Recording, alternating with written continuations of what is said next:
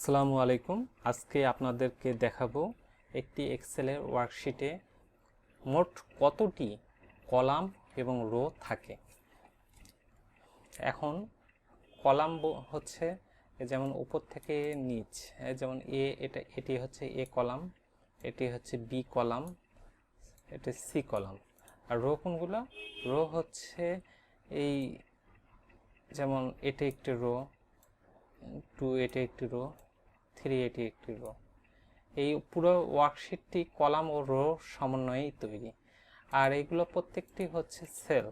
যেমন মনে করেন যে এটি প্রত্যেকটা সেলের আবার একটি অ্যাড্রেস রয়েছে। যেমন এখানে এই সেল যে সিলেক্ট করা রয়েছে, এই সেলের পরিচিতি কি? তাহলে এটার পরিচিতি হবে, এটা হচ্ছে B8। দেখেন এখানে কিন্তু এই সংখ্যাটি নেম বক্সে চলে এসেছে, B8 মানে হচ্ছে কলাম বি, রো 8, B8। যেমন এখানে গেলাম, এখানে হচ্ছে আসলো, এখানে নেম বক্সে চলে আসলো D3, তার মানে হচ্ছে কলাম ডি, রো 3।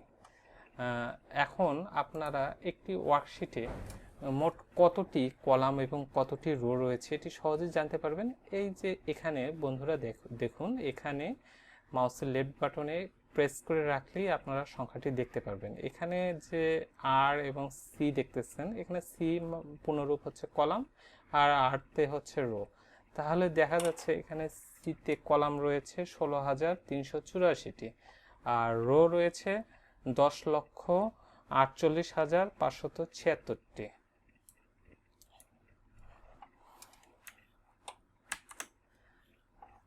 এই দেখুন আপনারা, আমরা সর্বশেষ রোটি চলে আসলাম, এরপরে কিন্তু আর যাওয়া যাচ্ছে না। এটা হচ্ছে 10,48,576টি।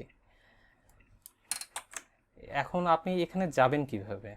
এটার জন্য আপনার কিবোর্ড থেকে কন্ট্রোলে চাপ দিয়ে আপনি অ্যারো যে ডাউন কি আছে, সেই অ্যারো কিগুলোর যে ডাউন অ্যারো কি, সেখানে প্রেস করলেই আপনি সর্বশেষ সেল ঘরে চলে যাবেন।